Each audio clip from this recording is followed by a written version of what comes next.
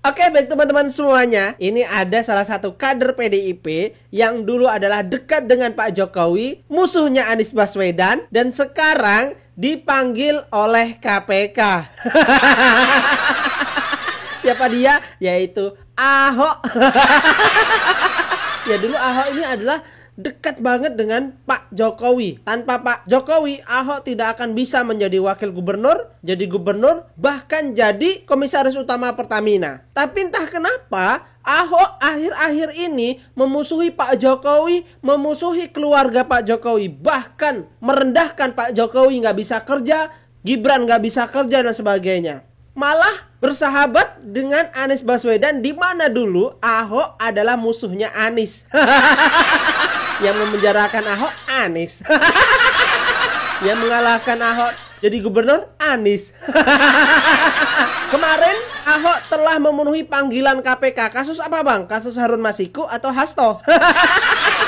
Nah, ini harus tonton sampai selesai ya teman-teman. Kita akan simak video Opung Parbelak sampai selesai biar teman-teman tidak gagal paham, oke? Mau dengar berita panas selanjutnya? Ahok baru saja memenuhi panggilan KPK. Sebagai apa, Bung? Sebagai saksi. Kasus Hasto lagi ya, Bung? Bukan.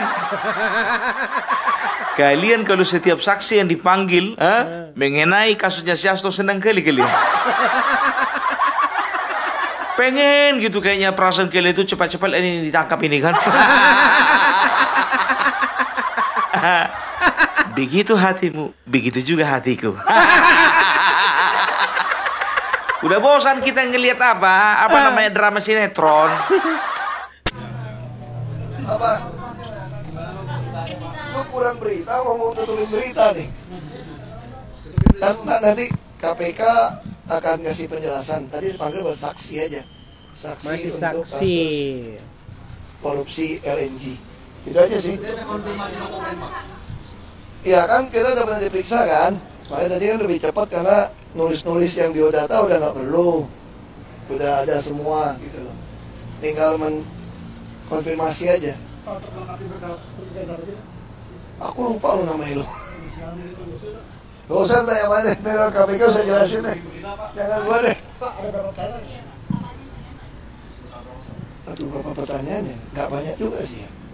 Kan gua udah lupa, ini kasus LNG bukan di zaman saya semua. Cuma kita yang temukan waktu zaman saya jadi komut itu aja sih. Itu sudah terjadi kok, tapi sebelum saya masuk Pertamina ya. Nah ini pas ketemu itu di Januari 2020 lah. Selesai 2 bulan di dalam. Ya, itu aja sih. Ya. Penetapan tersangka Pak Hasto gimana? Udah KPK lah bukan. Oh, kali jatuh loh, hati-hati tangga mundur jatuh nih. Aku nggak tahu. Besok Hut. Aku nggak tahu ya. Besok Hut harusnya datang ya. Ya harusnya datang. Iya, datang aja, diundang kan? Besok ya. Habis sholat Jumat kok kalau saya itu. Ya, jadi Ahok dipanggil KPK oleh karena dia dijadikan saksi sebagai saksi atas dugaan korupsi dari Direktur Utama Pertamina periode 2009-2014. Siapa itu? Yang bernama Karen Agustiawan ya. Jadi ingat, kasus korupsi yang dilakukan Karen Agustiawan, bukan Harun Masiku.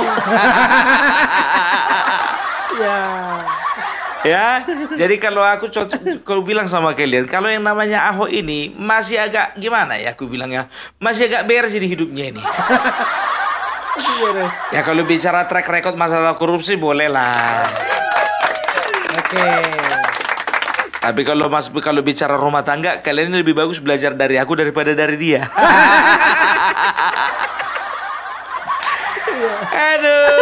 Aduh ya, jadi ini singkat ceritanya saja ya. Jadi periode 2009-2014 itu Karen Agustiawan itu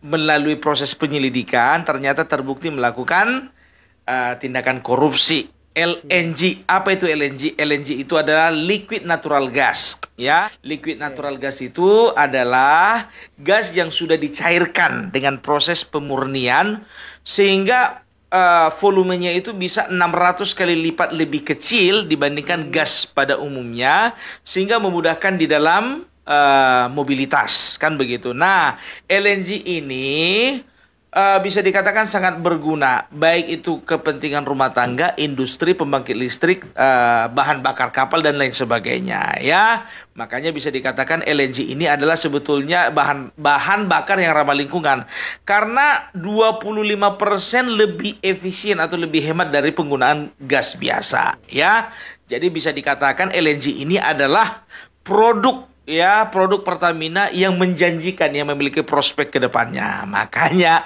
tingkat korupsinya itu sangat tinggi. Gitu dia, ya.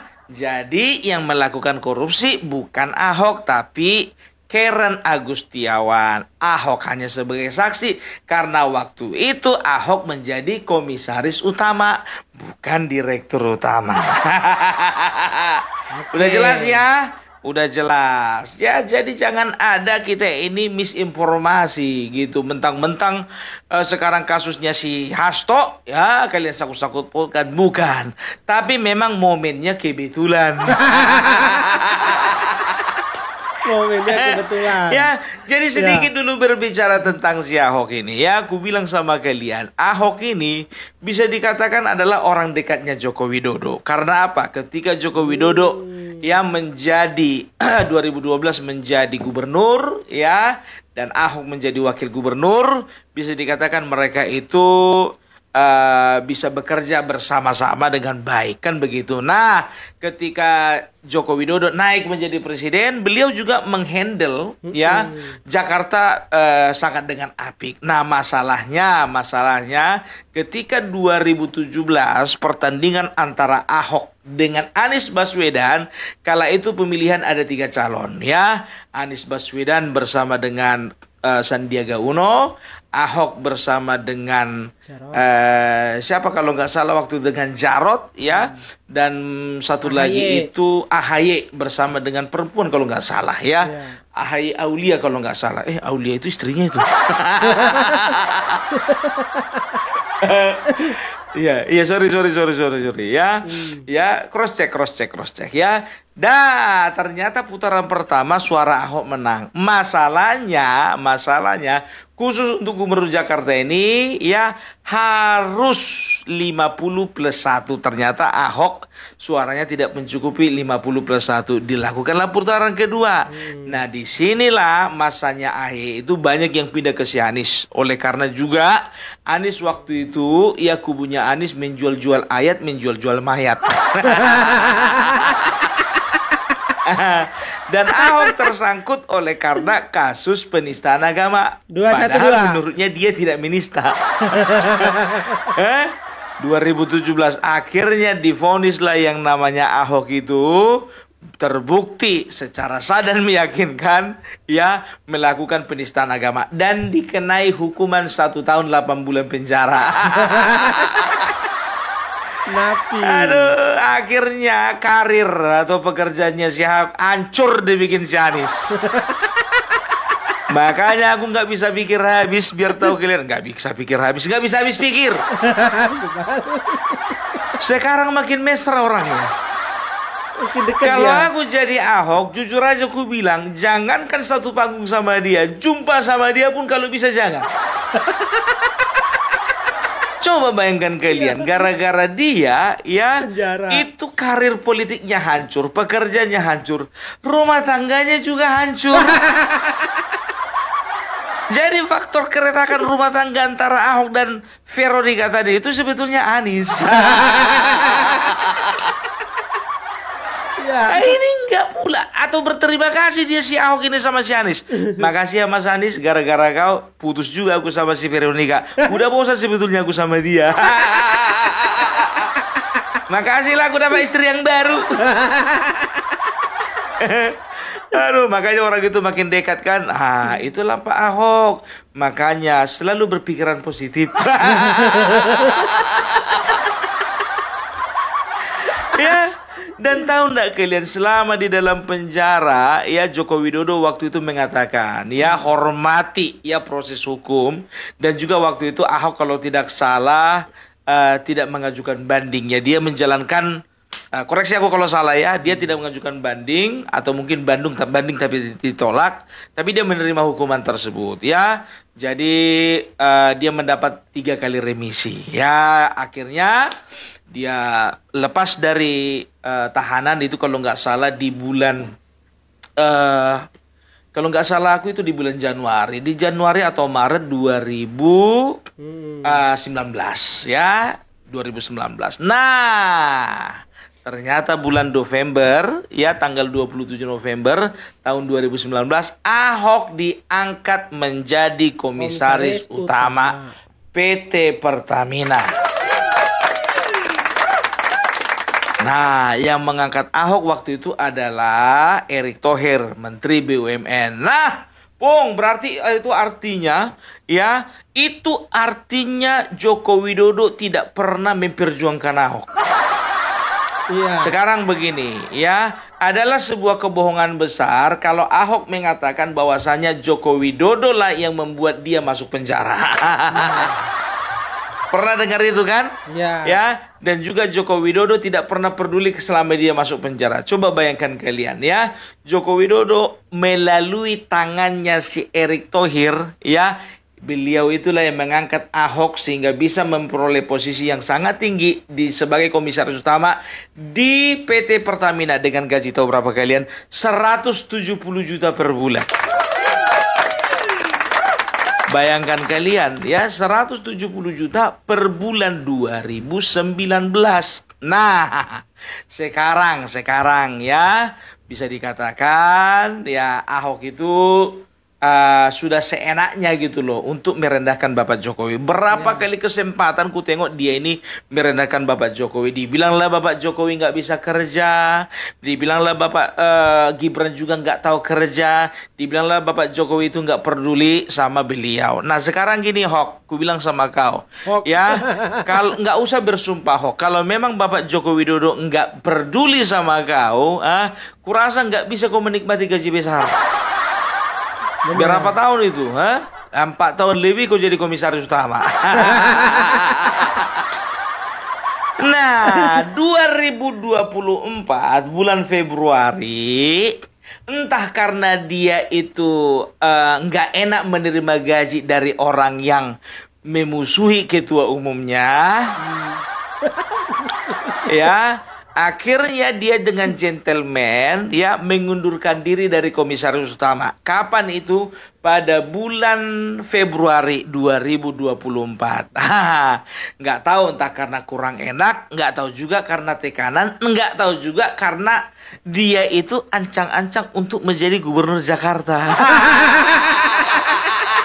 Kalau aku prediksiku lebih ke alasan nomor 3. Karena apa? Dia sedang ancang-ancang untuk menjadi gubernur Jakarta. Ya, karena kenapa coba bilang ya? Karena di sana kan kita bisa lihat kemarin itu ya, waktu pilkada serentak ya.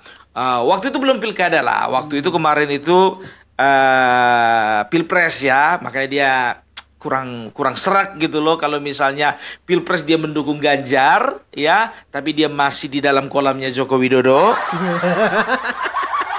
Makanya dia mengundurkan diri. Tapi sebetulnya ku bilang sama Ahok ya kan, kemarin itu harusnya nggak perlu kau buru-buru untuk mengundurkan diri jadi komisaris utama. Karena apa? Karena masih ada juga beberapa orang PDIP menteri. Masih. Kau kan cuma komisaris utama. Benar. Nggak apa-apa juga keles. Tuh juga Menteri BUMN waktu itu Bapak Erick Thohir juga nggak ada masalah samamu kan. Tapi dikatakan dia mengatakan kepada Megawati katanya, ya saya udah nggak bisa sejalan lagi dengan bos saya. Ya iyalah nggak bisa sejalan. Kau dukung Ganjar, bosmu dukung Prabowo. Tapi kita acungi jempol juga, ya kan? Berarti dia itu lebih punya martabat daripada menteri yang lain yang masih nongkrong itu. Selalu menyerang Jokowi, tapi masih makan gaji dari pemerintahannya Jokowi. Iya kan? Nah, coba bayangkan kalian, setelah dia itu memutuskan untuk berhenti dari komisaris utama, ya dia punya ancang-ancang untuk menjadi gubernur. Nah, ternyata tunggu dulu sebentar dulu. Kenapa aku bisa ketawa ya? Saya aja udah ketawa. Oh, ternyata Pramono Anung toh gubernur sekarang. Aduh, Ahok. Padahal kemarin itu, makanya aku bilang sama kau, kalau nggak terlalu meyakinkan kali kemarin itu, jangan berhenti kau. Kau pilih kapal yang salah. Tapi itulah, setiap keputusan ada risikonya kan. Itu, ya coba bayangkan kalian, 170 juta harus melayang itu, Wak. 1 bulan 170 juta. Sedangkan awak mencari gaji 3 juta 1 bulan, susahnya minta ampun. 170 juta dia tinggalkan. Itu dia. Tapi jujur aja lo, aku bilang, aku agak sedih melihat si Ahok ini. Karena apa? Nggak nyangka juga sih dia itu lebih memilih PDIP daripada Joko Widodo. Padahal dulu orang ini bisa bekerja bersama-sama. Tapi itulah namanya ambisi ya. Jadi aku nggak berani juga bilang Ahok nggak punya ambisi. Karena apa? Keluar dia dari dari komisaris utama karena memang berambisi untuk jadi gubernur. Aduh, ternyata sekarang kau jadi apa, Hok? Ya, tapi paling enggak adalah yang menemani nasibnya si Anies, ya kan? Ya, walaupun kawan ini sudah diangkat menjadi ketua DPP bidang ekonomi di partai PDIP, aku nggak tahu berapa gajinya. Tapi yang jelas nggak nyampe itu 140 juta. Nggak nyampe itu. Ya, kita akan lihat bagaimana ke depannya si Ahok ini. Mungkin juga dia menyesal. Tapi kalau menurutku ya, Ahok bertahan saja di partai PDIP. Jangan loncat-loncat kemana-mana lagi. Karena kalau kau loncat dari PDIP, makin rusaklah partai itu kau bikin.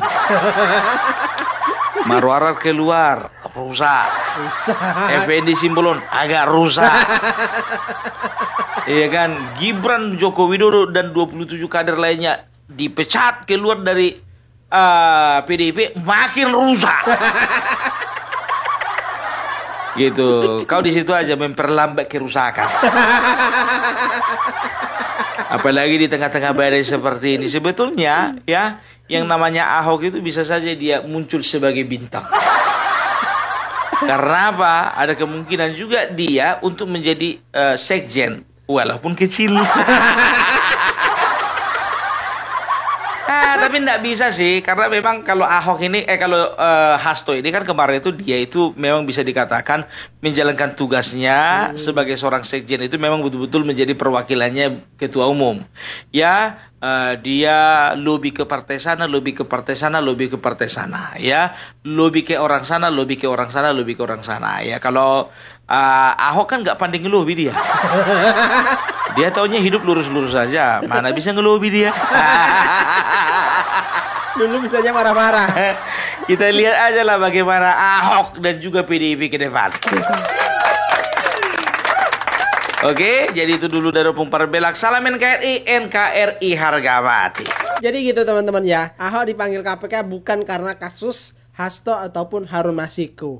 Kita tunggu saja ini Ahok apakah memperlambat untuk kerusakan PDIP. Nah, bagaimana menurut teman-teman? Silakan tulis di kolom komentar ya. Terima kasih. Assalamualaikum warahmatullahi wabarakatuh.